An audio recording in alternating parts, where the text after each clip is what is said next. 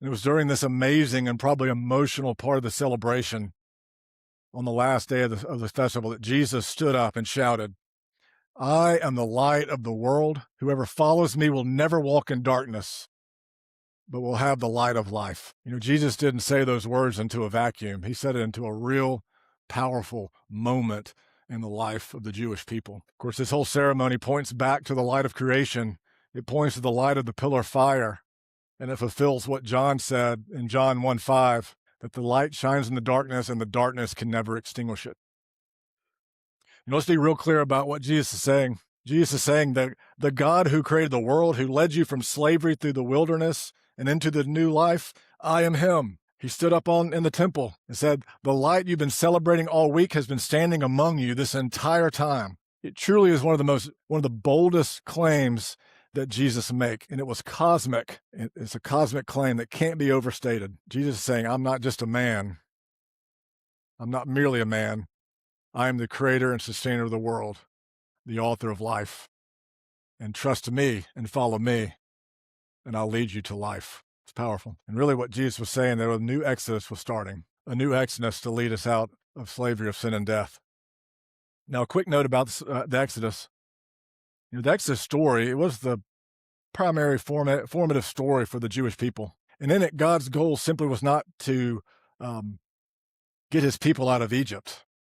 It was to form them into a people who reflected his character in the world. He wasn't just rescuing slaves, he was making a people who would be with him. What God intended for Israel, he intends for us. And that was to show the world what he is like, a people that reflect his compassion, his justice, his mercy, his faithful love. He would say, be holy as I am holy. In other words, reflect me in the world. You live out holy love in the world. And the light that guided them through the wilderness was also meant to shape them into a people who embodied God's presence in the world. And of course, if you know the Old Testament, they didn't do a good job. They struggled. That's because the point of the mess of the Old Testament is not our faithfulness, but God's faithfulness to his people. The Exodus was about forming a people to reflect God's light in the world. And it's the same thing for us today as we follow Jesus, the light of the world. So Jesus' proclamation was cosmic in scope. It was challenging. And if you read the rest of chapter 8, you see that a debate, a conflict with the teachers of the law, it flared up, and it became so intense.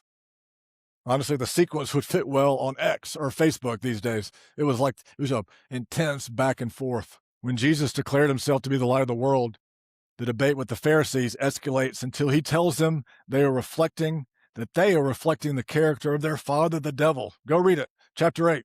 He makes that statement.